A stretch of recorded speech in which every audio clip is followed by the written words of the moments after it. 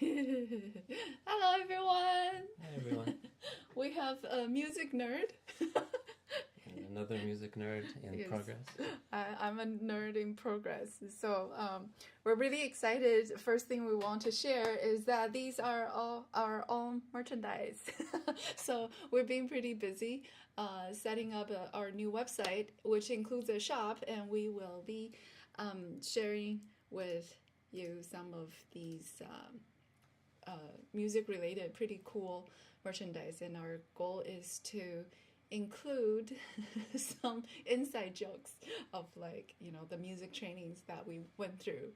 So I'm pretty excited because all these designs are by ourselves, like our own idea. Well, I mean, I did all the, but I consult him. So yeah. Hi, Keith. Hey, Keith. Piano veteran. Oh, hey. Nice to see you. So before we start, I just want to make sure, can you guys let us know if our microphones and sound is working all right? Like, can you hear us? And is it clear? And I guess maybe you can move over a bit. Oh. Because this text is blocking me. Hey. Okay. So I guess, so then everyone can still see that we're nerds. Okay. So last week we mentioned that we were going to do this live stream, and then we collected all your questions, and so we're going to answer your questions today. And okay, so here's the okay, great, thanks. Okay, pretty clear. Okay, so here's the first question that we got.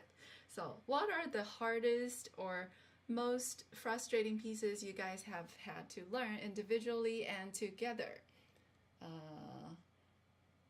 I think mostly we pick things that we like, right? Yeah, when it comes to our duo music, since we're not students, we're not controlled by a teacher who chooses music for us, so we always choose things that we know we'll like, so the frustration is almost never there. Right, yeah. I guess it's probably like when we first started piano, or like when we were kids, right? It's probably... I just remembered, when I was a kid, I remember I used to bang the piano or sometimes kick the piano, not because I hated the piano, but because, like, I'll be trying to work something out on the piano, and I spend a lot of time, like, drill something, and then when I do a final run through, it doesn't work out, and that, I guess, was kind of frustrating for me. Like, it was like a moment of frustration, but I remember my parents coming to knock on my room door and go like, "What's wrong with you? Why are you doing that to the piano?" And then I wouldn't say, but I think that's why, yeah. So, yeah.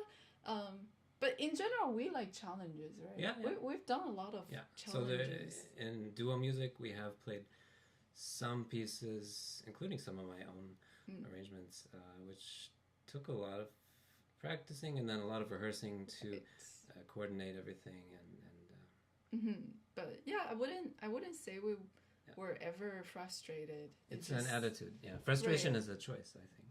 Right. So we choose not to get frustrated. Yeah. And most difficult, probably the most difficult was Waltz of the Flowers. Yeah, I was gonna say Waltz of Flowers. We've brought it back.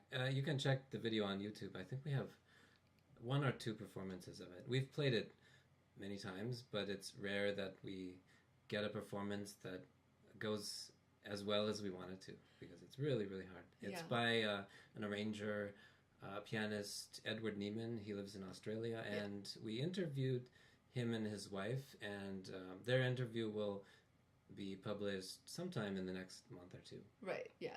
Actually, both him and his wife went to the same school as I did, so they were kind of my classmates, but we never really crossed paths back then. So it was cool to connect with them through the interview, so stay tuned for that.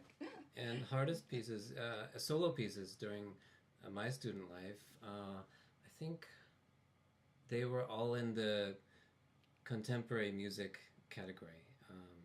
Somehow, because the language is so foreign, and those type of pieces, you're not trained early on to understand the language. So the ones I learned in my 20s, like well, some that were written in past the year 2000, those are really difficult. And Kapustin, who writes kind of a jazz language, one of his pieces was really hard because, again, it's so foreign for a classical pianist to play. Right. It's written out jazz. Like, you're not supposed to improvise. You're supposed to follow every note, every rhythm as written, and that's very difficult. The jazz rhythm is very difficult. Yeah. And the harmonic language, to memorize it. And, it's very hard. I used to play in jazz band in high school, and I remember the writing, the rhythm was just so tricky. So, yeah. Hey, Hayashi! Hey! We got some of your questions. Yes! So, maybe the next one. Next question, let's see. Okay, this is... Do you have any family members who doesn't support your journey in learning music? No. So yeah, we're lucky our parents both support us. And actually, just a few minutes ago, before we started going live, I was thinking of composers who had unsupportive parents, and they still made it through. Like, I think Schumann was one of them. Berlioz, right? Yeah, I think Handel too. I think for some reason these composers were all made to study law. Yeah, it's like a common thing. And they, I guess, in their 20s, they had this musical passion, and they just didn't like studying law, so they eventually dropped out. And so, yeah, the question, well, if this does happen, you can either just keep doing the music, because it's your life, and otherwise, it's music is a lifelong learning thing, and we've taught several adult students who played piano as children or didn't get a chance to play, but then they want to come back to it in their 50s and 60s, and it's never too late to start. So or to revive it. Yeah. Hi, Kathy. Hey, Kathy from Taiwan. Yeah, Kathy. The video we posted yesterday was her work. She wrote a piece for us for our debut in Taiwan, and she documented Scott and my development in our relationship. Yeah, so go check it out. Yeah, it's really cool. It's 3 movements, and actually, I meant to tell you guys. So this new website, we're rebuilding our website, and this new website we have. There's gonna be a blog section where we'll be sharing more of like the behind the scenes kind of things, and so I mentioned mostly in details what the piece was about in the 3 sections, how we met and how we were fascinated by each other. So check it out. Oh, I see. We got a new question. Unrelated. Can we both sing in G mixolydian? Probably. I just don't really sing though. Here's the thing with Scott. He doesn't sing, and he has trouble yelling. But I could in my head, sure. Yeah. Okay, so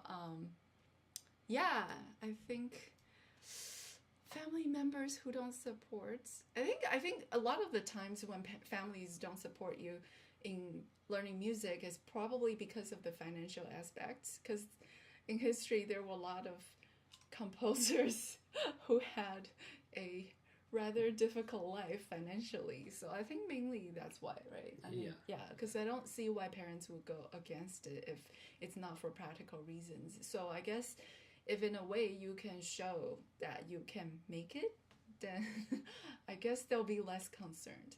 Yeah. Okay, our next question. Do you enjoy any modern popular music, pop, rap, and hip hop? He loves rap. Well, I only like old rap, like. All right, yeah. Well, he old said school that. rap. Yeah. Nothing from the past 20 years. Yeah, and then and I like jazz. I sometimes listen to jazz. Just put jazz in the back. Yeah, we both like jazz. Yeah. Bossa nova, instrumental music. Film music. There are lots of music, modern popular music. Pop, and recently we've been listening to a lot of anime music because we watched a lot of anime. So there's always J-pop songs at the beginnings and ends. We like those. Yeah. Well, I mean, okay, I'm gonna share a story. So from the chat. From the chat. Oh, right. Yeah. Okay. So everybody look at Keith's comment, so I don't repeat myself. Anyways, so I think a lot of the times, if your family doesn't or didn't study music, or not even study, just in general, if they don't play or don't enjoy music, it's hard for them to understand what you're doing sometimes. But if they yell at you, I think sometimes it's because they think there's too much background noise. In my high school years, I used to practice a lot. Like, I was one of those rare kids who practiced so much that my parents would ask me, can you stop for a moment, just so that they can enjoy a moment of silence.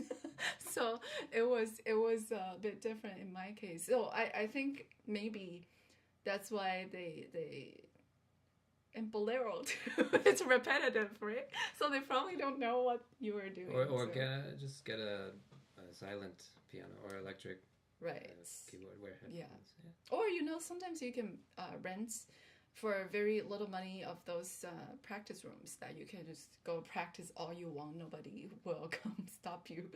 So yeah. Have we written a song? Well, it depends what you mean by song. Like if it's just a solo piano, sure, that's easy to record. You just put a microphone in the piano. But if you're talking about song like pop song, then yeah, that is very difficult. But these days, I think artificial instruments sound really good. I've never explored it, so. But yeah. I think anything's possible to do on your own now. Right. We don't have experience. Yeah. So, okay. Kiss, marry, or kill. Options can only be used once. Schumann, Wagner, and Schubert. Yeah, I think we have the same answer. Neither of us really know Wagner, and I'm generalizing, but I think many pianists don't know his music because he didn't write any piano music, and pianists tend to be kind of close-minded and only play piano music. Not everyone, of course, But I mean, if you mean literally kiss, marry, or kill, here's my take. First of all, Schumann already ran away with Clara, and then he kind of went a little crazy after, so probably not my style. Wagner, I think he ran away with Liszt's daughter, so there's more running away. So I don't want to be the third wheel, so no. And Schubert, it seems that studies show he may have been gay, so I don't think I'm his type. So yeah, there you go. So, okay, next question. Rank the following piano brands from favorite to least favorite. Last place company will be sent a formal email stating, I really hate your pianos, get good. Sincerely, the Meeks Duo. Yeah, we would never say that. No, we're nice people. But, okay. Okay, here are the options. So, Yamaha, Bösendorfer, Steinway, FAZIOLI, Bechstein, Blüthner, Shigeru Kawai. I think we don't know. Wait, what exactly was the question? Which brand is your favorite? Oh, favorite. Oh. And I think, hold on, impossible. Let's go back a bit. Rank. Rank. Oh, can't do that. Yeah, well, the thing is with pianos and brands, like, there's so much variation within a brand, so they're, like, so it's like impossible. If it's all Yamahas, they don't all sound the same. So, you have to test it. Like, we can remember certain pianos that we played that would rank in the top 5, but it has nothing to do with brand. Yeah, like Yamaha. I think we've played some nice Yamahas. And our home Yamaha is nice. Bösendorfer. I've played. Oh, I have a story from my childhood. The first time I played one of these Bösendorfers, it had extra keys at the bottom, like 3 or 4 extra white keys and black keys, and the white keys are painted black, so you don't get confused. Because if you see one of these pianos, it's kind of disorienting to have those extra keys. And I remember, I think I was 12, and I was competing in a local festival, and I sat on the stage, and it's hard to know where center is because of the extra keys. So I remember I started, my first note was an octave too low, and I think several other people in this class started an octave too low because they weren't used to it. Yeah.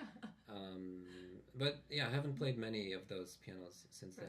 Steinway we've played a lot, and like universities they all have Steinways. Yeah, and they're all nice. They're very nice. Yeah, especially the concert grands in the big halls. Those are almost always in really good shape. Right. And they're easy to play. FAZIOLI, same thing. We've played some really FAZIOLI! Great ones. I have a story to share. So many years ago, I did like a photo shoot for FAZIOLI, and they actually built this 24K gold FAZIOLI, which is like, other than the keyboard, everything else, other than the keyboard and the mechanism, everything else was like, how do you say it? Plated? I don't know. Or what's the word when you like have a layer of gold on the whole piano? Plated, yeah. And it was obviously very expensive, but I was able to have a photo shoot with it, so I felt very proud. I touched it. And then she appeared in magazines. Like, students would go to orchestra concerts, and then they'd be looking at the program. And and then they'll be like, hey, I saw you in the program. So that was very cool. Yeah, so FAZIOLIs are very nice. And Bechstein, we barely played any. Right. Maybe only at a music store, so we don't have an opinion. And same with Blüthner, I've never seen, I don't think. Shigeru Kawai. Well, I tried one that was 6 foot in some piano store, and it was very nice. Yeah. Yeah, and we've played the K Kawais, and those are very nice too. Actually, one of the colleges we play at regularly, they have a 9-foot Kawai, and it's very nice. It's very rare to see a Kawai 9-foot, but yeah, it's nice. Yeah. Okay. Next question. Let's see. Favorite anime OST? Well, there's so many. I like a lot of them. Yeah. Recently, though, Hunter x Hunter, we really liked. All the music is so catchy, and like I could go back and go through the soundtrack on YouTube, and it brings back so many memories of watching it. And actually, I finished an arrangement of one of the tracks, and we might do a few more from there. Yeah. Monster from early 2000s is great soundtrack. Ghibli, all of Ghibli is great. Yeah, we don't have one favorite. There are many good ones. Yeah. Music. Oh, I watched this video today. It's about pianos or pianists who have smaller hands, which is quite a large population, and the idea of building pianos that have more narrow keys. Fanchen is here. Hey, Finchen! Right. So this idea of building pianos with narrow keys, and I'm all for this idea. And the musical basics, he was saying how this is something that people are just not aware of exists. So they just people with small hands just deal with the difficulty of playing repertoire, and without knowing of this option. So I think more awareness should be brought to it, and more companies should build smaller piano. It's like when you think of string instruments, when kids play violin, they play a quarter size, half size. There's no controversy about it. So why not piano? We were talking about this today, and honestly, I have no opinion because I just never thought of it as, like something to think about, because like through our training, and obviously I have like a normal sized hand, so I can't reach, I think my widest is, I can touch a 10th, but not in terms of chords. I can't play more notes in the middle, stretched out to touch a 10th. So if I encounter problems with range, then you just figure ways to deal with it. Like, it never occurred to me to wonder why there aren't smaller pianos. And I guess in history, like Chopin's time, his piano was smaller. Yeah, that like was narrower. Mentioned in the video too. Right. Yeah. So I just kind of expected it to be like a historical thing. I never thought about it. So yeah, it's interesting. It's interesting that it's so limiting today. Like no, it's just so standardized. Whereas I don't know what other instruments have smaller sizes, but definitely strings. Yeah, that's a very common thing. Maybe, yeah, maybe winds too. I'm really not sure. A ninth, okay. Yeah, and yeah, I know some kids play these really difficult stuff. They can barely reach an octave, and so what you do is you try to figure out what the main melody or the main line that you want to show, and try to leave out notes that are less audible in general, so that you don't change the music presentation too much. Yeah, so actually, yeah, for any pianist out there who just can't reach something, I think it's fine to leave out a note if it's necessary. Actually, I've been such a purist until I met Scott, because in my early childhood training, you know, you don't leave out things. You try your best to include everything. So it never occurred to me that leaving out notes is an option. So yeah, but actually it makes a lot of sense because so here's Scott's or correct me, I think, because so he was saying, if you can leave a couple notes and play your music better, why not just do that? Why struggle all this time and do so much practicing for 1 second of music that you may or may not get in your whole performance or something like that? Yeah, and sometimes I remember I had this situation where a studio mate was playing a piece, and at the climax of the piece, this is like a 15-minute piece, the Schumann Symphonic Etudes, and at the like maybe a minute from the end, there's this very special chord, and it's really important because a climax of such a large-scale piece, you don't want to miss it, or you don't want to lessen the impact. And I remember her chord was just really weak, and then I remember looking at the score. I didn't play the piece, but I looked at the music, and I said, oh, why don't you just leave out this note? Because her hand position was like this kind of position where you have to stretch your 2 and 5, and it's just impossible. So if you leave out the 2, then your hand is relaxed, and you can just play the octave, something like that. I don't remember exactly what the rearrangement was, but and then in her concert, she did that, and I remember smiling because it sounded so much better. So, yeah, if that's made the you case. smile in the concert? Yeah, it was very memorable. So, if it sounds better, sure. Yeah. So, in the end, what matters is the sound. So, okay, next. If the two of you decide to have children, to what extent would you incorporate piano into their life, and how would you go about doing so? That's the first one. Second one is, how do both your respective parents feel about your piano career? Okay, first one, I guess to what extent every possible way. One thing is we know we practice all the time. Yeah, one thing is we know several musician couples who have kids, and they won't teach their kids piano or their instrument just because, well, it's awkward, I guess, and the kid just won't listen to the parent as a teacher. The kid sees the parent as a parent. So earlier we were mentioning that we interviewed my classmates, the Neiman duo. So they were telling me, and these are super professional. Like even when we were in school, they were one of the tops in the school. They've won international prizes and stuff. And they said, oh yeah, it's hopeless to teach your own kid because they have a son, and they were trying to teach him piano and correct him and stuff, and then the son would just be like, are you sure? I don't think so. And then my friend was saying she even brought out her degree and like, you know, like, look, your mom did her degree in music. Can you trust me? And the kid would just be like, are you sure this is right? So they were like, yeah, it's hopeless. Even though both of them are pianists, they have to send their kids somewhere else to take lessons. And yeah, it's very common. Yeah. And how do our parents feel? They support us? I guess. I never asked them about it. I guess as long as we're like happy, right? And like surviving. Can survive. They're okay with it. Yeah.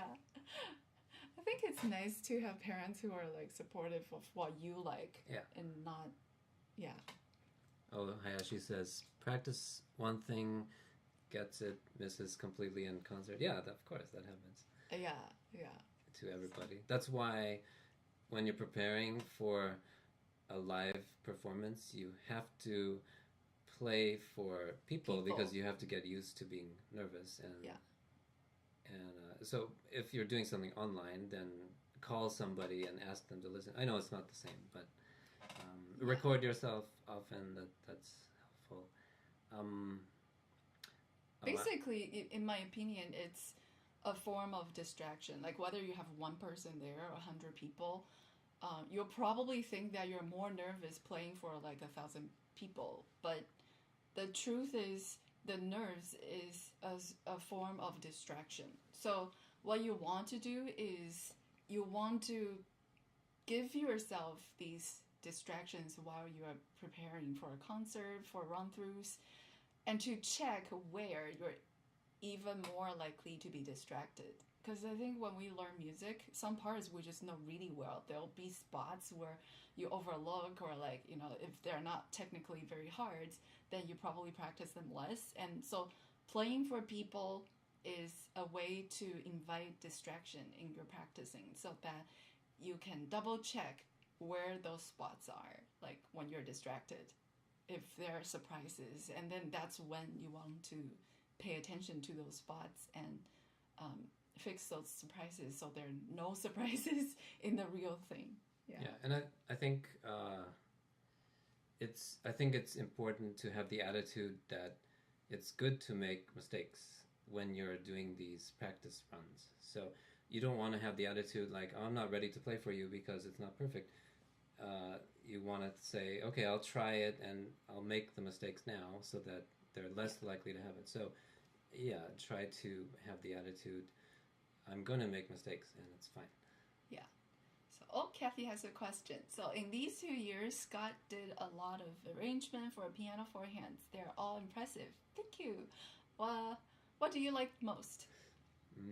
I personally, I love his birthday, happy birthday, composer's birthday series. I think it's brilliant. Yeah, I have a lot of fun doing those. And every time he invites me, he goes like, oh, I just finished this one, come listen to it. I start laughing because I'm just like, how do you like use happy birthday and then really portray, or like, you know, you can hear birthday and you can hear the composer at the same time. I love that series a lot. Yeah. What's your favorite? Yeah. You wrote them. I don't know. I keep changing styles, like exploring different styles. So I like them all. And yeah, it's hard to choose a favorite. Yeah.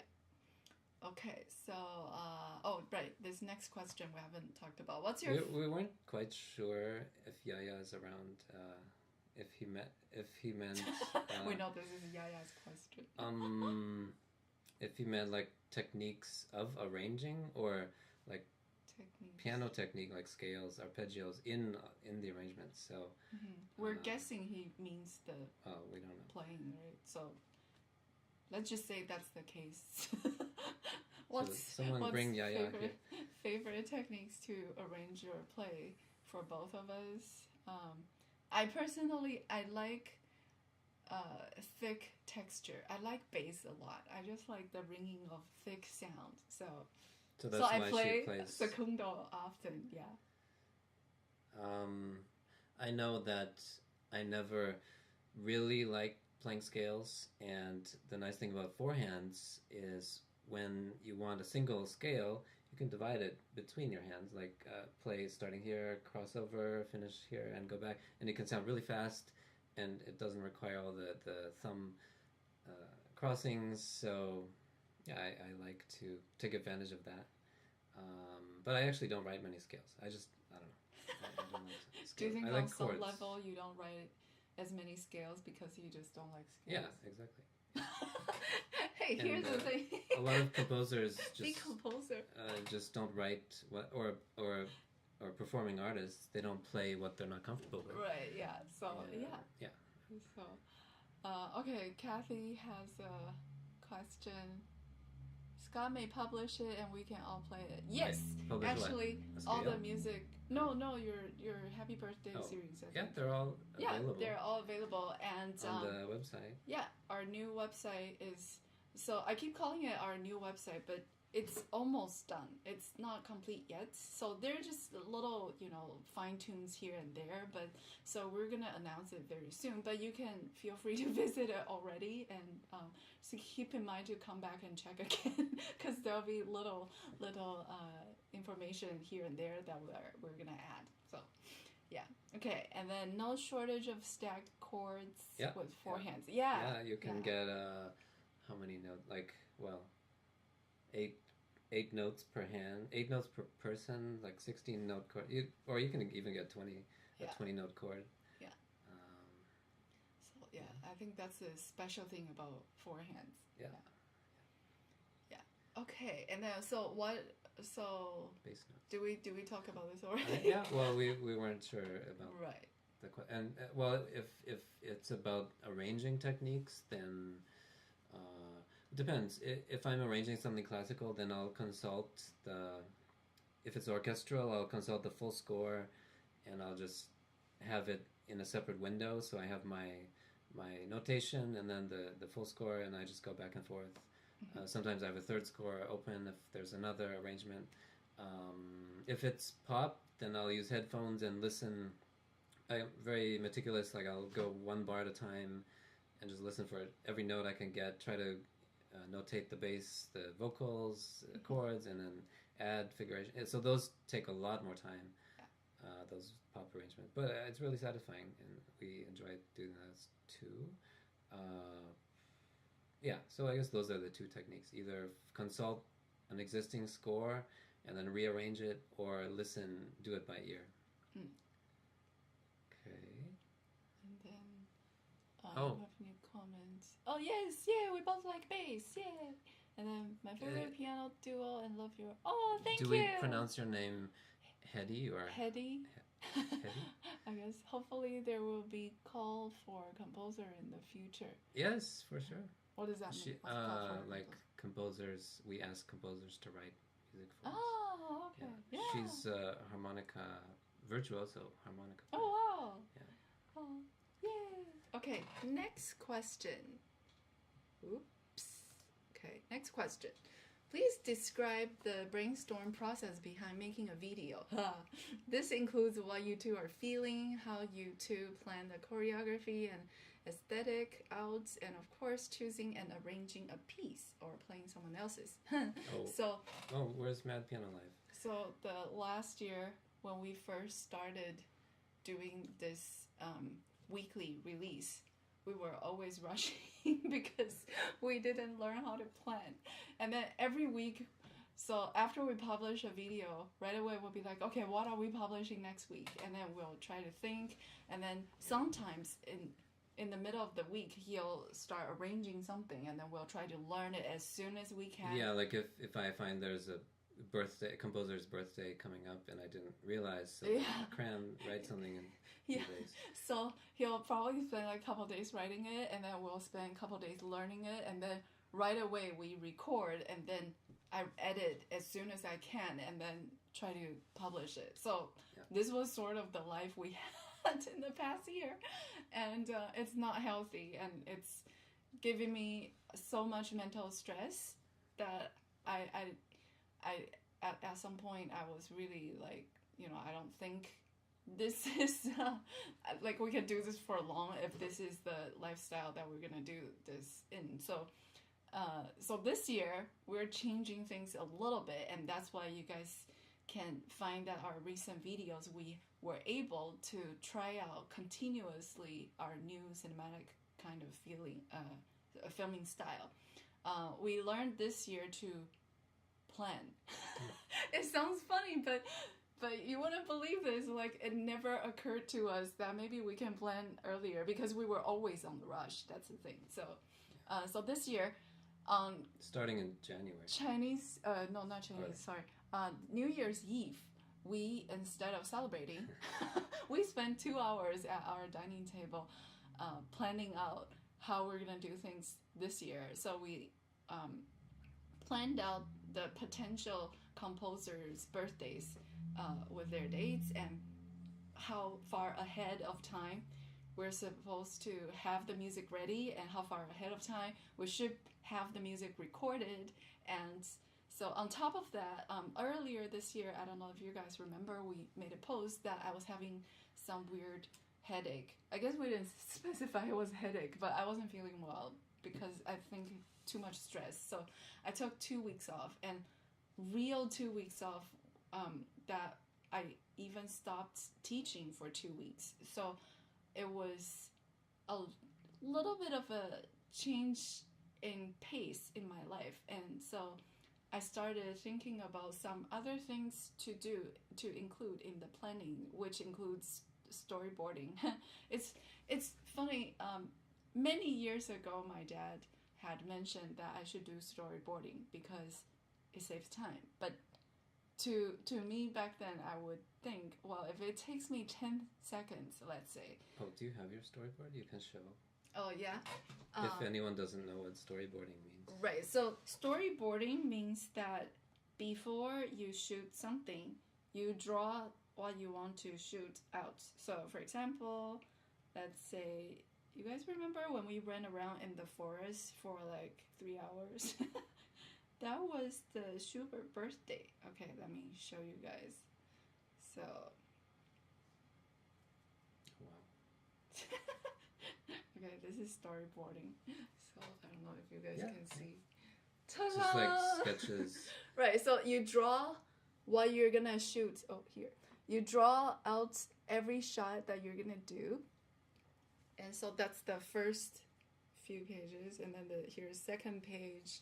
And so, you know, the monster and stuff and how we want to look and stuff. Anyways, so during those 2 weeks off, that was the first time I tried this, even though my dad told me that before, because to me, I would think if it takes me, say, like 10 seconds, 20 seconds to think of these shots, why do I want to spend maybe like, I don't know, an hour or two drawing this scene out? So it didn't make sense to me until this time I was like, okay, I couldn't do anything because I was having this severe headache. So why don't I try storyboarding for fun? Because it's, you know, I guess in a way therapeutic, relaxing. I was just drawing. So magic happened, which was that after I drew it, I was able to communicate to him better about the types of shots that I want. And so he knew better what he should be doing, or he could give me advice and join in the discussion of some different angles and scenes to do. So suddenly it was like an eye-opening experience, like, oh, suddenly that makes so much more sense. So now whenever I can, I can't say that for the past couple videos I drew anything else. Maybe I did, right? Like a little bit. Yeah, a little bit. Like if it had to be fast, I would draw it fast, like stickman kind of thing, just to give an idea. But it became much easier in the actual filming as well, because I'm not trying to remember every single thing on set, and I'm not trying to figure things out just at the moment. Some of these things I was able to think beforehand. So yeah, but anyways, so the planning itself, from whether it's a long-term, large-scale planning to even smaller things like this, like the actual shooting, it became, we're learning, so we're improving, we're planning better now to make our videos more efficient. And but sometimes still, like a lot of these things, it's still unplanned. Like the recent, the Di Carissimo video that we did, the ending post, we discussed it on the spot. Because right. At first I was doing something else, and then he was like, oh, maybe we should have our faces towards the camera. And then so we just like tried it out on the spot and checked the footage, and then, oh yeah, it looked good, then let's do that again, and you know, considering the frame and stuff. So sometimes, yeah. But throughout the last year, a lot of things were just really on the spot, yeah. Right? Like, yeah, we talk on the spot, and so, yeah, sometimes at times it was stressful, yeah, to do that. Oh, what? No, go ahead. The thing about planning, though, is it's almost impossible to stick with it. So although we did these thorough planning in January, right. We're off already, I guess. So things always come up, and right. But we try to have some sort of plan so that. Well, the reason why we're a bit off was because we were asked to pre-record a live concert in February. If we have a concert come up where I play with other instruments, I play with violinists a lot, and so if I have to learn music for that, then we'll have to put the duo stuff on hold, and then we got invited to play a duo concert in 2 weeks, so then I have to plan that program, and then so like this sort of things, it wasn't in our unexpected planning, so but we're learning to work around it. And thank you guys, yay, I'm so happy you like my drawing. If you guys like it, maybe you know what, I'll post some more on the blog, so that you guys can see my stickman figure. The piece that was very last minute, which I also talked about more in details on the blog. It was a last minute filming because in Vancouver it rains so much during this time, and it was one morning that we woke up and it was not raining. It was not even sunny. It was just not raining. So we were like, oh, and then we checked the weather forecast. The rest of the week is all rain, 100% all rain. So we're like, and the dark clouds seemed like it was coming. So we were like, okay, should we take the bed and run to the lake? Well, it's a half-hour drive. It's a half-hour drive. So the weather could be different. Right. So we're like, okay, do we take a chance or do we just give it up and think of some other idea? So, and in the end, we decided to take a chance. And so as soon as we made that decision, I sat down to do stickman drawing to tell him, okay, what we're going to do at the lake. And so, that was that. Very intense and last minute, but we're happy with the results. Yeah. So sometimes we plan ahead, sometimes it just happens. Yeah. It depends. Yeah. Okay, next question. How do you two view yourself on the YouTube platform? For example, I think you guys are my favorite piano channel on YouTube. Oh, thank you. And objectively a top 3. Wow, thank you. But how do you two see yourselves on such a big platform? It is very big. We think we think we're small, and we have a long way. Yeah. We can look up to so many other people. Yeah, we're learning things every day, and I guess we don't really view ourselves, I guess. We think we're just starting. And lots to learn still, and But I must say, thanks to YouTube, comparing to last year, my editing speed has dramatically improved. That's for sure. Yeah, when we committed to doing weekly posts or videos. Right. Yeah. Okay, so next question. Have you encountered any rival duets that play four-hand piano? Probably he meant rival duos. We've met other duos, but I wouldn't think of them as rivals. There's no explicit rivalry. Right. And the duos that we know tend to be halfway around the world for some reason. Actually, we recently, in one of the upcoming things, we were invited to, if you guys followed our interview series, we interviewed Wee Kwan and Janet. They're from Taiwan, and they're also a married to pianist couple. And they invited us to do an 8-hand collaboration with them, and I think the video will be coming out in the next week or two. So, so it's always fun to, I don't think we have rivals. No. I want to. And we learn from we other. learn from each we other. Visit other channels who do innovative stuff with four hands, and we get ideas. Yeah, and we like collaborations. Exchange arrangements. Yeah. So stay tuned. By the way, it's cool. Okay, next question. Let's see. Please share with us your professional knowledge of pedaling. Wow. I hope the asker is here. How would you arrange the pedaling of various musical periods for passengers, like running passages, like running scales, slurred, motifs, staccato, melodies, octave themes, different sequences of accompaniment, etc. And what corresponding effects are you looking for?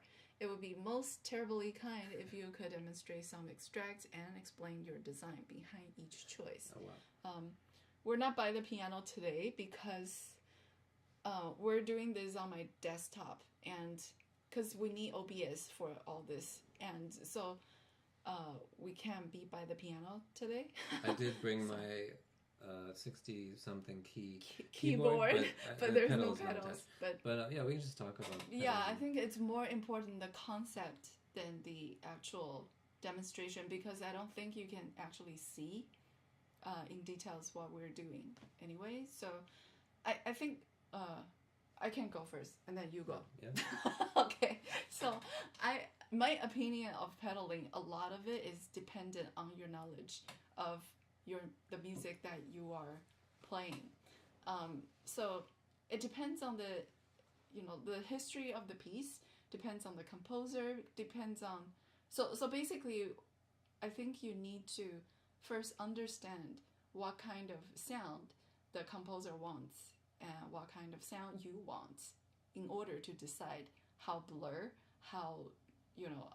what kind of sound you want. Because in the end, what pedaling does is it helps you to create the sound and the color to enhance your music. And so to decide what kind of enhancement you want, I think it really depends on the piece. So Yaya says Bach. Bach is a never-ending argument between musicians. So there are some people who say never use any pedal in Bach. There are some people who say, oh, well, you're playing on the modern instrument. Bach didn't have a pedal, so that's why he didn't write any. So we're on modern instrument, you should use pedal. And some people say, well, it's okay to use pedal as long as you can tell. Actually, one thing I heard, I don't know if this is true because I don't know the harpsichord very well, but this one teacher said on the harpsichord there weren't dampers. Maybe this is true for certain harpsichords. So that means the sound would ring all the time. So then in that case, you should be using a pedal on a modern piano to imitate that ringing. Yeah, so that's an interesting take. Yeah, and I just read this, Keith is saying, I didn't ask this in Discord, but when can you guys accept Masterclass submissions? Actually, I did put your question here. It's coming up. So I've been having trouble with Gershwin Third Prelude, and would love it if you guys can help me out. Well, you can, if you can put it in words right now. We could try to. But otherwise, yeah, we'll get to it. We'll do a Masterclass sometime in the future. Yeah, but your question about Masterclass is coming up, so we will also answer it there. Yeah, and so back to pedaling. So aside from knowing what you want, the second thing is you want to know how to control the pedal so then you can create what you want. So that has something to do with exploring the pedal by itself. So for a fun exercise, you could try to play a few notes and just like pedal. Different depth would give you different kind of wetness in the sound. So you want to explore that and see the different levels, and then be able to recreate the kind of wetness that you want. So then you gain control from it, and then therefore you can apply to your music when you need that sound, if that makes any sense. All right, you go. So various musical periods.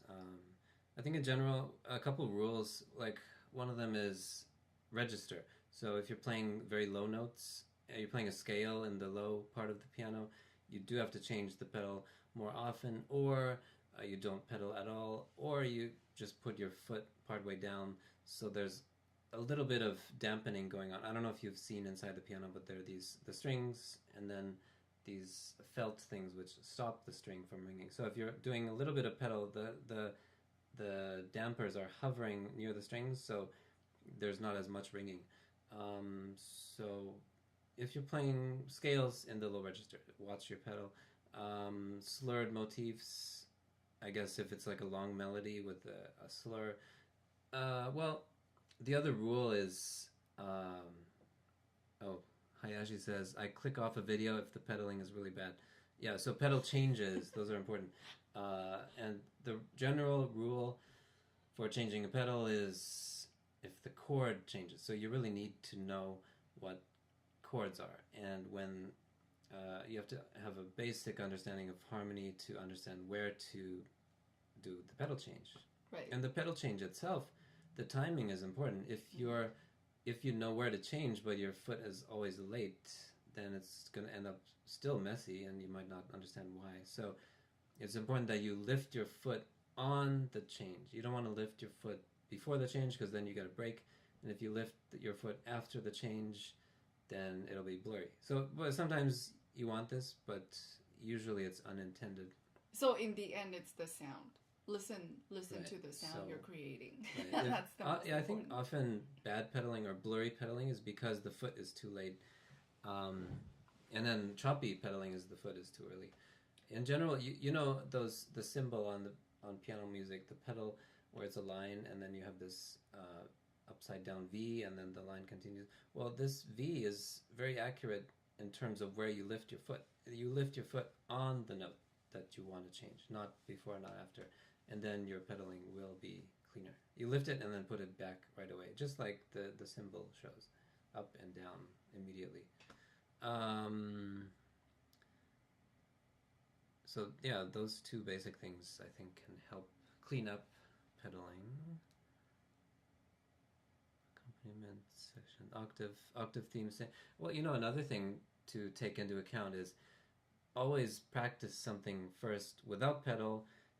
Try to connect things with your fingers. Don't get into the habit of playing something with your hand jumping around, Right. something that's supposed to be smooth. So even octaves, if you can, like, you can't really connect your thumb, but use the fourth finger, fifth finger, and try to glide as much as possible, and then add the pedal afterwards. Because the truth is, musicians can tell when you're playing the pedal. I mean, when you're just using the pedal to think you're connecting the notes, but you're not. Like, you know, it's the attack that we hear. And, yeah. And remember, other instruments don't have a pedal. Like, if you want to connect on a violin, you got to keep your bow in contact. It's just like on the piano, you should keep your fingers in contact. Wind instrument, you have to keep the airflow, otherwise it won't be connected. So on the piano, don't rely on the pedal. Use your hands and fingers and arms to connect first, Right. and then add the pedal as a color. Don't rely on the pedal. Yeah. That's why it's important to practice any new pieces without pedal first, because it forces you to want to connect so that you're not in a habit of just like breaking everything and relying on the pedal. Okay, next question.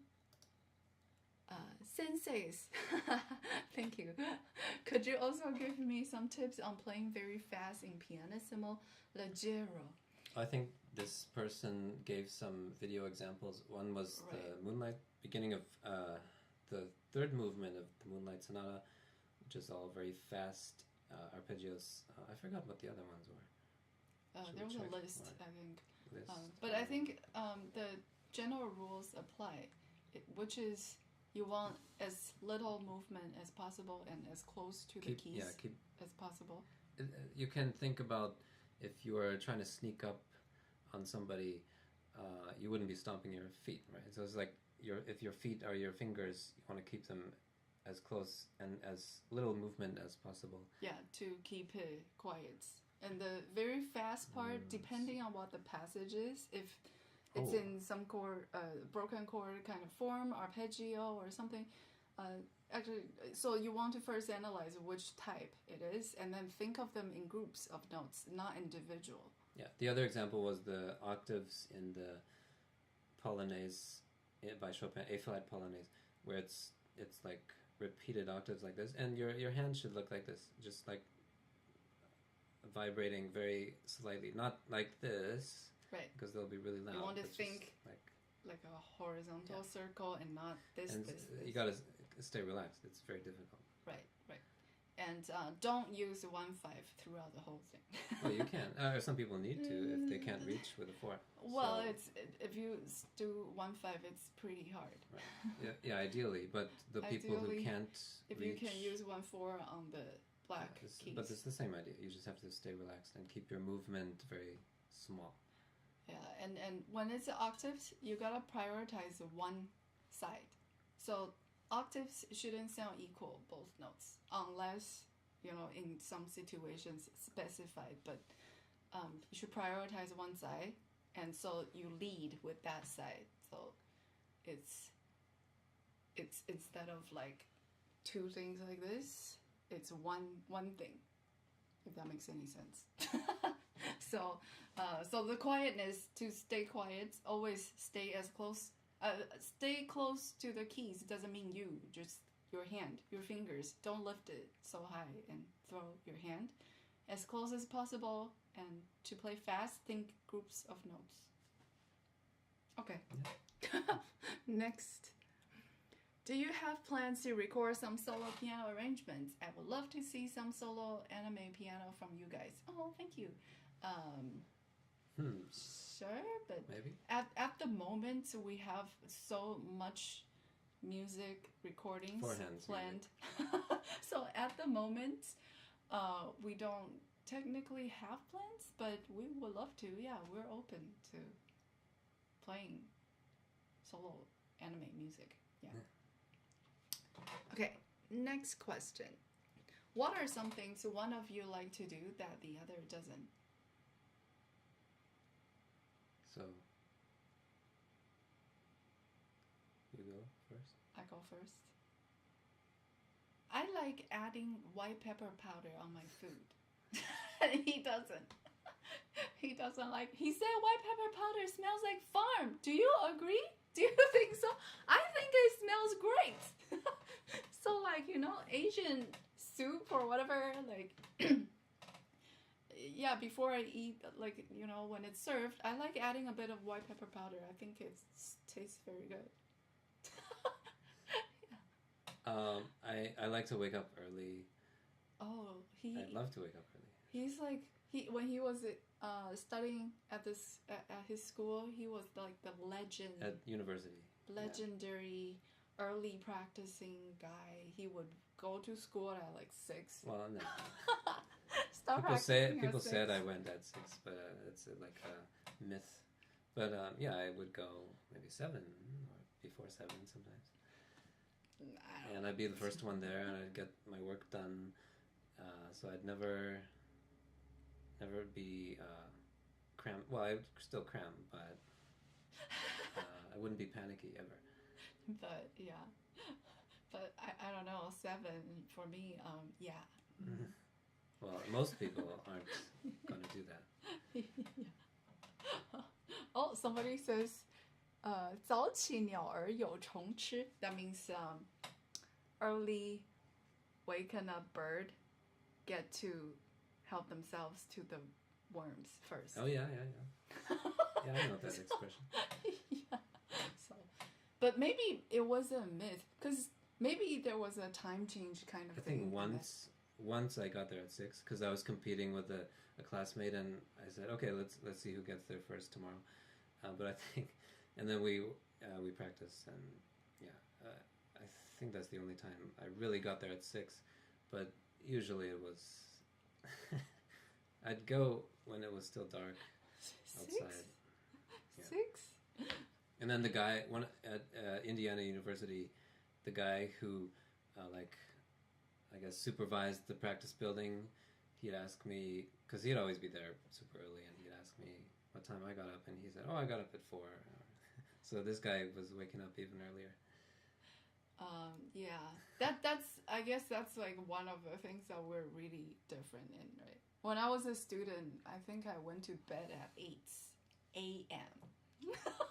So I used to practice like through the night. I mean, not every day, but pretty often I would practice through the night because in my school there's a limit of 3 hours practicing a day that you can sign up. Yeah, practice.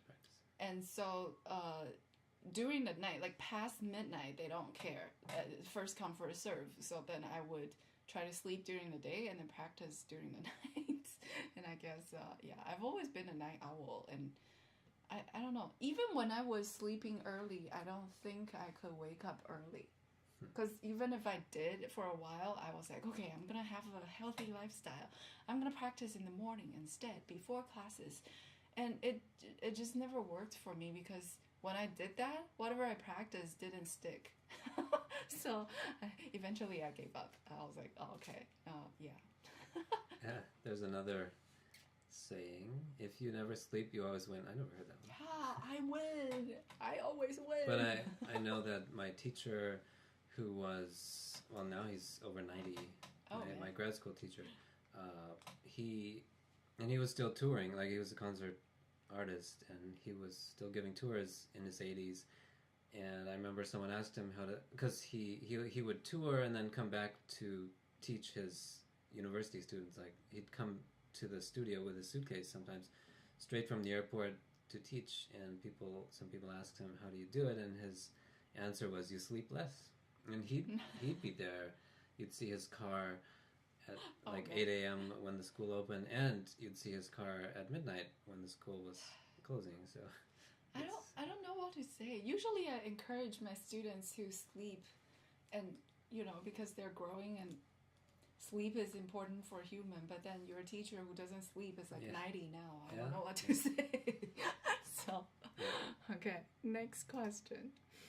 When can you guys accept Masterclass video submission? There you go. This is something we did once in summer. In Discord. Yeah, we had 5 people submit videos of just a passage. That they were having trouble with or need help with? Yeah. That your question is perfect because it's just, well, actually, I don't know if it's a passage, but if what we would do is ask for a video of just the particular passage, because otherwise it would take too long. Probably. Right. And we wanted to be most efficient in helping as many people as possible. Yeah. So we were taking video submissions of these troublesome passages, and so we could offer advice. You could actually submit it, and that might get us going. Yeah, we have been unexpectedly busy in the past few months. Like things just came up, and without us realizing or no planned. But so we were hoping to do another master class, but it had to be delayed. So we are hoping to do another one soon in the future. And so we'll let you know when the dates will be. We'll be planning ahead. Yeah, but let us launch our new website and shop first, and then and then we'll have a bit more time. Kathy says, what memories, ingredients you guys wish that I can write it into the next Meeks piece? Oh, well, I think the first one was really interesting for us to see that it was from your perspective, your perception of how our relationship was. So, I don't know, anything we'll think about it. Yeah. Or how you perceive what we do now after being married for 8 years. Pandemic life. Yeah, I guess. Yeah. Bernardo. Oh yeah, no, we remember your comments. Very enthusiastic comments about Argentinian music. Yeah. And tangos. We still have we have a bunch we've played, but we haven't made home recordings, so we will probably do more tangos in the future. Yeah. And we have some scores that we haven't played as well that we've never learned yet. I guess it's safe to say that throughout the years, because when we first started performing, we did a lot of tangos, right? At the beginning. Every concert we had some tangos. Right. So I guess it's safe to say that the tangos brought us closer together. Yeah. You guys can tell he's a very shy person. He's blushing. Yeah, can't wait to buy merch to support. Thank you so much. Thank you. It really would be a support for us because during the pandemic, I mean, many people suffered from the pandemic and us included. So it would really be a support. Thank you. And so in case you guys haven't seen it, one of the designs, if you go on the website now, this one is not up yet because I haven't put it up yet, but I will do that. But so this one says music nerd in progress. And then his says just music nerd. He's a music nerd. So yeah, these are all our own designs and our own ideas. And there's some with pictures that I hand drew. Hand drew. So yeah, and I do plan on doing more of the drawing kinds as well because I feel like it's a little bit more original in the way that no one else can recreate. And these ones, I like them because I like these words. We thought of them and I think they're fun, but I think people can easily copy. Hopefully nobody copies. But I think the hand-drawn ones will be a little more personal. So yeah, and this kind of thing you just have to keep producing.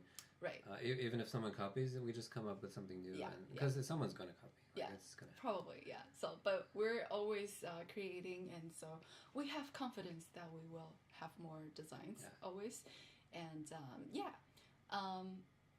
next question. What gives you guys motivation to play the piano? Uh-oh. That's such a broad question. Right. And the change, we were discussing this earlier, and it really changes with the stages of your life. But right now, I guess you could say it's our life, and we love it. Yeah, see, when he said that, I questioned him. I was like, okay, so are you saying that at different stages of your life, there were moments when you just didn't want to play? No. And then he was saying no. So then I was like, okay, so then what's that would be like, what was the motivation? So even though it changes to some extent, I guess the changes is not a matter of if we want to play or not, but it's more like the level of desire to learn, I think. Yeah. It just Claire was asking if I guess what was the what were you gonna say? What did I ask? If we were doing some other occupation, I guess, and then we came home like doing a 9-to-5 office job or something, and then would I still want to play piano? And probably yes. So just because I think there's so much music to learn always. Yeah. And there's this curiosity to explore other composers, other styles of music, and so it's never ending, really. Yeah. So it really is the desire to learn and the enjoyment of challenging yourself. Yeah. Because we also like learning new pieces all the time. Like, if you are stuck with one piece for too long and just repeat it over and over, sometimes we do get a little bit, what's the word? I don't want to say tired of it because there's always new things to discover, even if you played a piece over and over. But we like learning pieces and then move on to something else and then maybe come back to it later and discover new things. So I guess it's the whole, just continuous learning new things. I guess, yeah. All right, next question. What demographic is your audience or fans? What age do you see the most of your fan base to be in? Well, it depends. If we're talking about live performances in our area, then it tends to be the higher age range, like retired people. It depends where we play too. Like some audiences are younger. We were doing a lot of house concerts in this house concert series, and that audience tended to be a mixture of young and old. But if we play at we did a lot of concerts, weekday morning concert. Concerts those in general tend to be retired. Higher age group. But when we started doing live streams, I think it was more of a mix. Yeah, online concerts. Maybe it's technology and then, related. And then when it comes to YouTube, we really, it's a mystery to us. I mean, we check the what is it called? The demographics. analytics? Yeah, analytics. And it shows that the biggest range is like 18 to 24 male. Yeah. But we don't know if that's really true. And it's hard to see the evidence of this particular, and no, people's ages are not displayed on the comments, so yeah, we don't know. Or let us know your age group, and we'll find out. Okay, next question. Would you ever consider doing a collab with anyone in the anime piano community? Sure. Yeah, we did one. There's this project which is going on right now. Right, it's a secret, so we can't tell you too much. Yeah, we had so much fun doing that, yeah. And well, we didn't really collab though. We just did our own part. I guess by collab, Hayashi, you meant 4 hands plus somebody else, or that? Yeah, that would be fun. Yeah. When we did our Rush E with Fan Chen and Lightning. It was difficult because they live in different cities, so we had to do it by video, and syncing the videos requires a lot of video editing to match every beat. But yeah, it was fun, and the end result is always it's satisfying to watch. Yeah. So yeah. 1 to 100. I actually seen the age group 1 to 100. Oh, really? I guess most of our audience. Yeah. Wow, cool. Hey, maybe that should have been our answer to that question, because we weren't sure, right? So cool. Okay. Yeah. Oh, one more thing is we were told, or actually, what did Bing say about Genshin? One of our friends said if we make a Genshin video, then and it doesn't get 10,000 views or something, she would treat us to a meal or something. Yeah, because we what do you guys think? We're so out of touch with the gaming world. Right. So, but if you want to arrange a Genshin for us, then yeah. Plus 4 hands plus you, that could work. Yeah. We just don't have the energy to get into gaming. So, okay, another question here. Oh, I'm gonna go to. So that's all the questions we received beforehand. And so if you guys have more questions, feel free to type it in the chat. So then, okay, so Keith just said another question here. When did you guys start doing origami? I've been doing it for 10 years. Oh, wow. Actually, he's the origami I started expert. when I was 10 years old. And I did it off and on. I used books, and Louise is getting excited about Genshin. Answer the question first. Origami, yeah. It's just since I was 10 years old, and the reason was, well, I'm half Japanese, so. Did you guys know? In my house, my mom brought from Japan these old origami books, and I always had some paper, so I probably did some as a young child, but I think in 5th grade there was some workshop where I think the whole class was folding cranes, and I think after that then I'd go to the library. This is like before internet. I'd go to the library. Oh, is that a Oh, whoa, what chat? is that? Super chat? Is that how super chat works? Aw. Thank you. Whoa, thank you, yeah. Whoa, thank you so much. Oh, so cool. We've never seen this before. So cool. How did we get the idea to do 4-hand piano? Well, we got married, and then, well, we were... Well, one thing at a time. Did I... Back to the origami. Well, did you finish origami? I mean... Oh, because I have one thing to... When did I start? I started when I was 10. Oh, I have one thing to add. So, the origami thing, when we first met and started dating, he used to make me an origami rose once a month for our month anniversary kind of thing. And then the boxes got too full. Yeah, it was getting too full. So, but I mean, he still does every year. Oh, I try to make something new though. Oh, right. Yeah. So, yeah. Okay, next question was Hayashi's getting Genshin. Okay, let's do it. Woohoo! And then You know he's a Genshin pianist?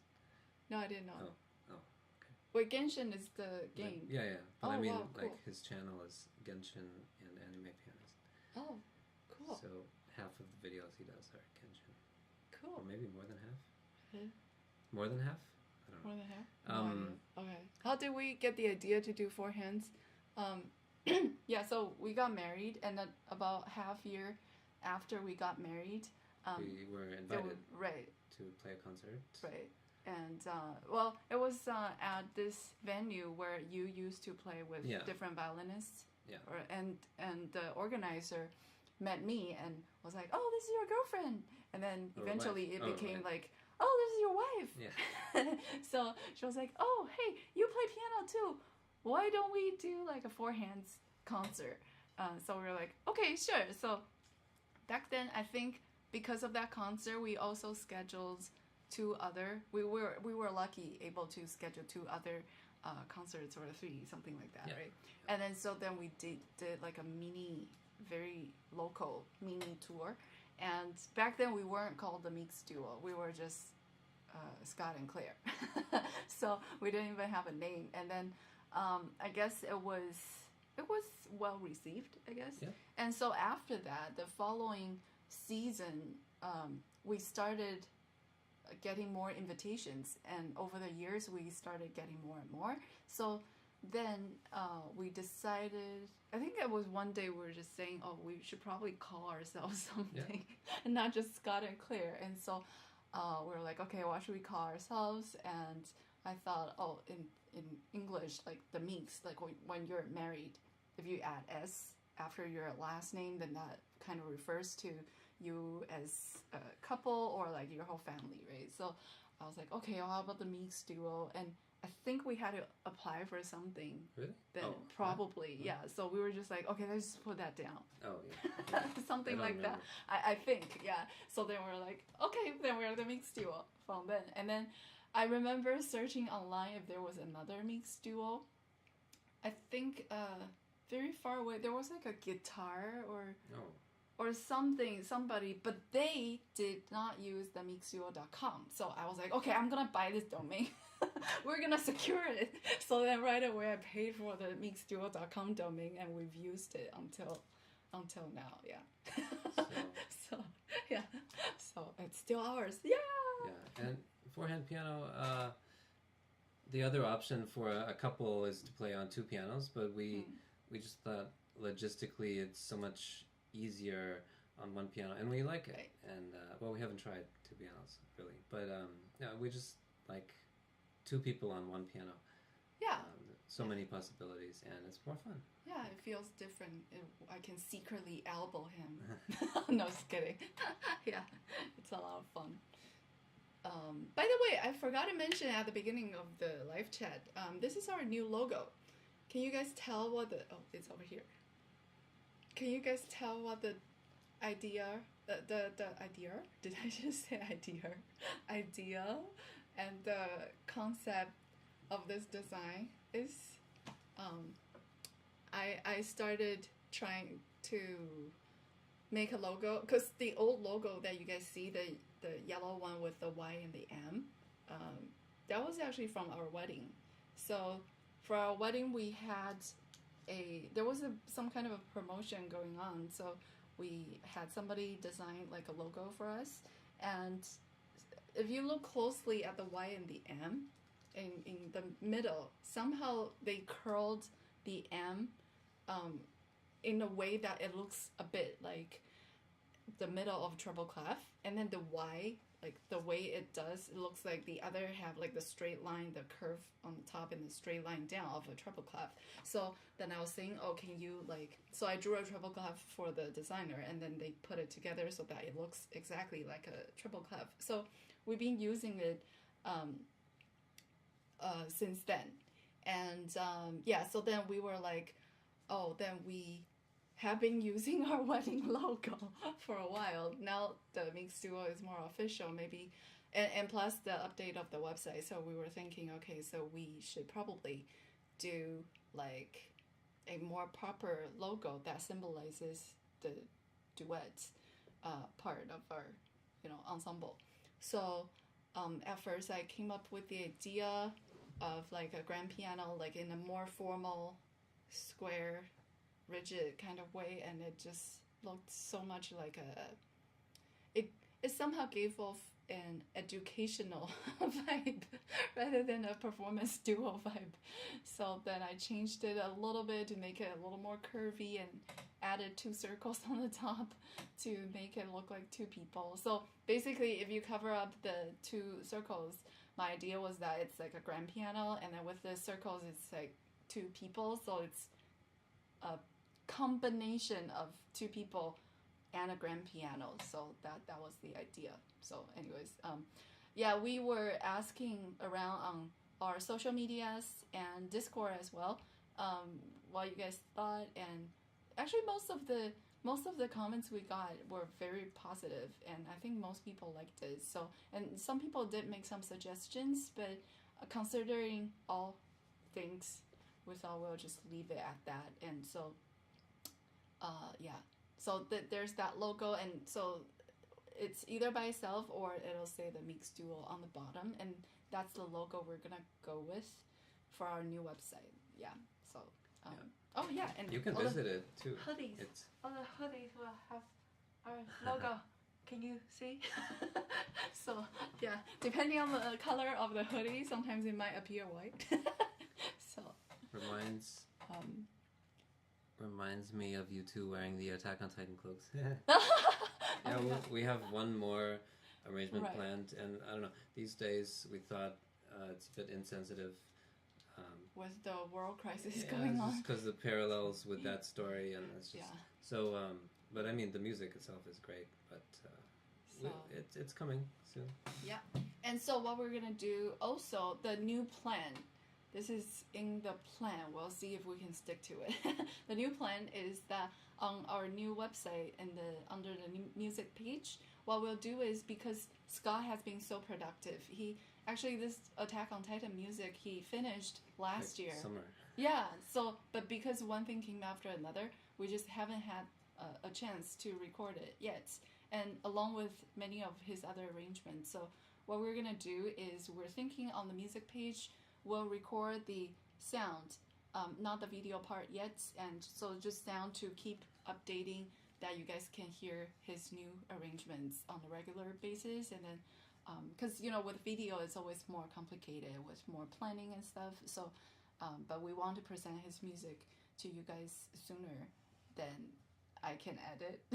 So that so that's the plan. We'll see if we can stick to the plan. So you'll probably hear the Attack on Titan first before you will see a video of it. Yeah, so I think there's gonna be a lot of new things going on our website. So we really encourage you guys to sign up to our newsletter, because we haven't told you guys this yet.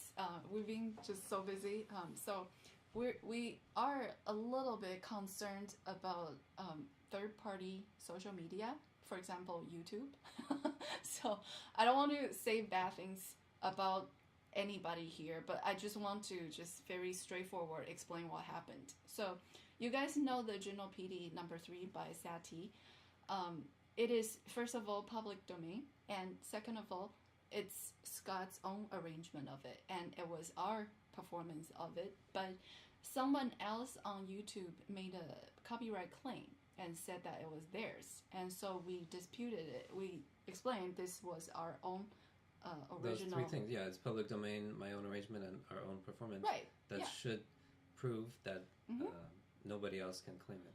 Right. So this is what we said in the dispute, and then this person rejected our dispute. Well, we don't know if it's a person or a robot, but or what, or like a, I don't know, corporation, company, or whatever. But then we got rejected again. So then we contacted YouTube and said, okay, because they gave us some options, right? Like if we want to, you can dispute again, but that might result in a strike, which is right if they reject it again. Right. Yeah, it doesn't. So then that would no power. Right. So that would give our account another strike. I mean, not another, first strike. And then, so then we contacted YouTube customer service, and then they said, well, you can feel free to dispute it again. But then, so basically, if that person rejected it again, then we'll get a strike, and 3 strikes on our account will be shut down. So obviously, we don't want to strike. So then we kind of gave up, and so the person is having all the copyright claim on our own original production. Usually when we get a copyright claim, it's legitimate. Like if I arrange something from a movie or anime, that they have the right to claim because it's their music. It's not my music, but and so I just accept it. I don't dispute. But other times, I think when we did live stream concerts, we'd get a copyright claim from like 5 minutes to 7 minutes, some Mozart piece, or sometimes it's just silence. Yeah, that gets copyright claimed. And so that one we dispute, and they accept. We say this is public domain and our own, either our own arrangement or our own performance, and there's no conflict. So I don't know what the problem was with this one, but there's a chance. What if this happens 5 more times? Right. Yeah, we might lose our YouTube channel. So. Exactly, and same as Facebook, Instagram, this kind of things. You know, where often I find that when I post something.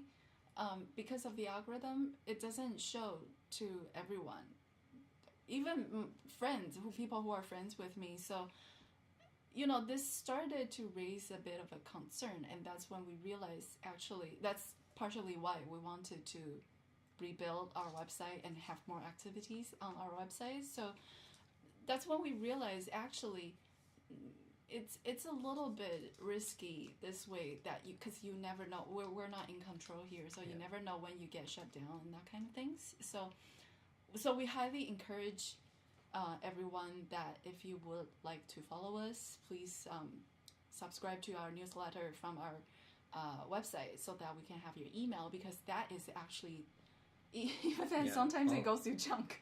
But then, you know, all business people say it's important to build the email list. Even in this day, even though email is old-fashioned, it's still very important to keep in touch with people. Yeah. So that's when we started realizing, well, actually, we're totally not in control here. We could be shut down. We could get kicked out anytime. And our music and productions could just be taken away from us any second. So we're going to... We'll still do things on social medias, obviously, but we're going to be more focused on our website, where we'll give more of like behind the scenes details and more, you know, stories or, you know, things like that. Yeah. So we highly encourage that you sign up and with your email so we can keep in touch. Any more questions? Sean, Winter, Fanchen. Winter! Hi, long time no see! Yeah, so maddening. I know, I was so angry, and you know, like I feel a little bad for the whoever was on the customer chat service chat. Like we weren't yelling or anything, obviously, but we were not happy, and we understand the person was just probably copy and pasting, you know, what they're told to say. But we really feel like that is really unfair, and we know that we're not the first people to experience such thing. There are many of our musician friends who have similar experience, and one of our friends, he posted his graduation recital, a Mozart piece that he performed from his recital, and he was getting a strike because of that. So a strike? Yeah, I think so. So he was very angry, and he made a video and put it on his YouTube channel. But you know, like this kind of things, it's happening all the time. So we feel that we're small. There's nothing we can do. Actually, even Sheet Music Boss. Well, I don't think it was a copyright. They somehow they were just demonetized. Right, for YouTube no reason. wasn't letting them monetize. And that's their income. That's their job. And so they need the income, and they got it back, luckily. But they had to reach out to so some many other people, huge channels to get help in order to get support. And it's nice that they were able to reach out to these big channels because they're big themselves, so that it's legit, and then people could back them up. Imagine if it was to happen to us. We're so tiny, or any of us, right? Like you guys do, and that's unfair. That's maddening. Yeah. So yeah. Anyways, so okay. Any other questions? More questions? Welcome Q&A. So there's a bit of a delay. So right. So I realized it halfway that there's a bit of a delay. We used to do streams 2 years ago. We did like 22 concerts. Yeah, weekly concerts. Every week. So we're out of shape with streaming. A little bit. It was mostly playing though. We'd play and then we'd talk after. Right. A little bit. Yeah. So let us know if you want us to do more streaming. Oh, questions. 2 questions. Do you have an opinion on playing Russian music nowadays? I have some in my bucket list, but the current conflict is a little discouraging. Yeah, I agree. I saw on the news the other day that there's a restaurant, or how do you call those in a food court? Restaurant? Yeah. Okay. There's a restaurant in a food court, and they're called the Russian Spoons. And apparently there are people walking by and giving them a hard time, so they had to not light up the word Russian. So right now they're just spoons. So yeah, it's a tough topic. Yeah. I think music is music though, and the silly thing is that when this music was written, these countries didn't even the names were different, and so what. Well, I don't know, people today, modern people, are just trying to find conflict, I think. So, it's very sad, because if you think about it, whatever nationalities they are, these are people who are fighting and losing their lives. And I think regardless of nationality, they're human beings, losing, losing... whether it's their families or their own lives, or so it's very sad. And I don't know, I think but there are cases where some of these Russian pianists, they were invited to play in Vancouver, and then they had to be postponed because the organizers were worried about them being attacked. Yeah, it's so scary. It is very scary, but I was just reading. I'm reading this book, The Art of Piano. It's like I don't know, 1,000-page book, and there are little entries on many of the pianists from the last 100 years, or even 200 years. And I'm on the Horowitz chapter, and it was talking about Horowitz maintaining his tour schedule during the Second World War. Like for years, so even though there's a war going on, he would still keep giving people music. So I think, yeah, no matter what, keep the art alive. That's the best we can do. Yeah, keep the art alive. Yeah. Javi, you're amazing. That's it. Yeah, keep the art alive. I think, that's important. Yeah. Second question. Do we have time to play chess? Oh my god! I totally forgot Actually, about chess. Maybe you can help us brainstorm. We want to record this piece from Hunter x Hunter, the music that plays at the end of the ant arc, and it's the elegy, and we want to incorporate some chess visuals, or like the chess that they play in the anime, but we don't know like how to make that interesting. And we're not going to dress up as the characters, because that would make, I don't know, I think that would kill it. Yeah, it would be too silly, because the music is very serious, and that would kill the important moments. So like I was thinking just show hands moving the chess pieces, but then that's not interesting. So if you have any ideas, some kind of story involving just chess pieces. Yeah, so no, we don't play chess much at all these days. So our score has gone way down, probably. Oh, I was playing a game with Fanchen. By the way, if you didn't know, Fanchen is so good at chess. he like beats us in like 5 seconds, literally 5 seconds, just 2 moves. Huh? Oh, you almost beat him once. Yeah, that's what I was gonna mention. So, right before our Asian tour, I was playing this game with Fenchen, right? It's over the internet, so it's like whenever you have time, you make one move. And finally, he doesn't make any mistakes, but finally, there's one time he didn't see my little piece over here, so he made a move that I could totally take him, and I had a bit of a chance of winning.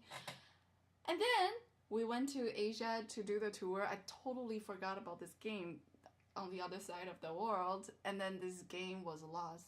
Like it just timed out. It was so close. You don't make a move. Yeah, if it times out, then I lose. So because we're mediocre. Yes, we're mediocre. No offense. No offense taken. Yeah. So but yeah, he's so good at chess. Too bad the pandemic started, because right before the pandemic, Fenchen came to stay with us for like a summer music camp. His personal camp. Anyway, so during which we were playing chess, but back then we didn't have a chess set, so I think I attempted to draw one on paper. Oh. When we were moving, yeah, right. the paper was just like flying around. Or was it with Oleg, maybe? I forgot. One of them, yeah.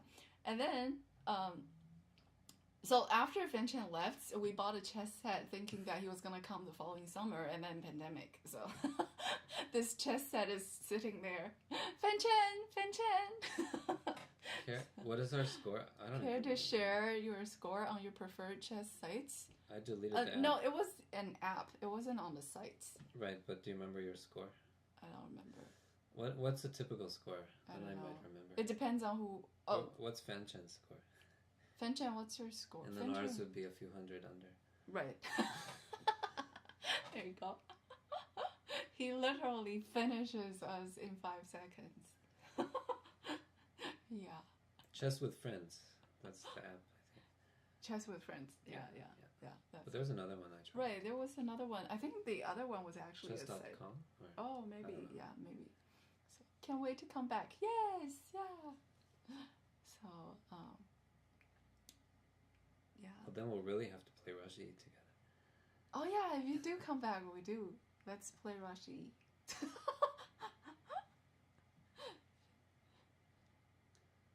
Yeah. So, yeah. Any more questions? How do you pronounce Monke? I see that everywhere. Monkey? Is it a monkey? Monk? Monkey? What's a monkey moment? I don't know. Oh. We're too old for that. Oh, no. Oh, no. So, yeah. But we're not too old for a mediocre, no offense. You know, yes. Half of the comments we get on our Rashi, it just says, because it was mediocre, no, or like people repeat the same comments. Yes. Oh, by the way, in our merchandise store, there's one product line that is mediocre, no offense, and we're combining forces with Fenchen, so it's this product line is by both of us. I mean, both of us plus Fenchen. So check it out. There's a very beautiful backpack. I think it's very cool looking. Mediocre? Yeah. Oh, yeah. It says, because it's mediocre, no offense, over the bag. So, yeah. Yeah. So, cool. This Q&A worked out pretty well. And, oh, yay. Oh, yay! But you're not mediocre. What? Return to There's monkey? that word again. Oh no, they must return to monkey. What's monkey? What is monkey? So cool, yay! Yeah. We got a message from Mad Piano Life saying he's driving home, so he couldn't make it. Aw. Aw. Oh well, next time, yeah. What do you guys think of this Q&A session? Is it fun? Is it helpful? Is it Should we do this again sometime? We'll wear different shirts next Wear time. different shirts, yes. Different merchandise. Yes. I'm waiting for a few more samples to arrive because I want to make sure I know the qualities before I put out the products. So they're arriving soon. So, yeah. So, yeah. Eee, yeah. I guess, yeah, Alright. that's good. Yeah, this was fun. Yeah. Okay, so before we go, of course, so as I was mentioning earlier, we're in the middle. Close to the end. We haven't advertised, right? Because there are a few steps, but you can go visit. Feel free to visit. Yeah, feel free to visit. Let us know if you have feedback, because we can edit, of course. Yeah, and well, that's good to visit hear. I was reading that at the same time.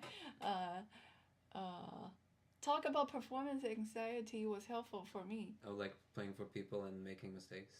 Oh, that's good. Oh, great. Yeah, that's good. Yeah, so make use of the practice room in our Discord if it helps. And thanks all for joining. Yeah, thank you all for coming and joining us in this chat. And thank you for your participation, sending us all the questions. And yeah, we'll do this again. I think it's fun. Yay. Great. Awesome. Cool. And so feel free to visit the meeksduo.com. And there's a little bit of just finishing touches that we'll have to add, like a few photos, probably a couple places with change of layouts, and yeah, and stay tuned with our blog posts because we'll be posting more on that. And oh yeah, I already checked it out. Oh great, thank you. He might mean the stream. Oh, the stream. Oh, okay. Thank you. Thank you. Still, thank you. Oh, Pat. Hey, Pat. Hi, Pat. I got Pat watching Hunter x Hunter. Oh, cool. Yay. Cool. Hope you like it. And so, yeah, good night, everybody. Thank you very much. Good night.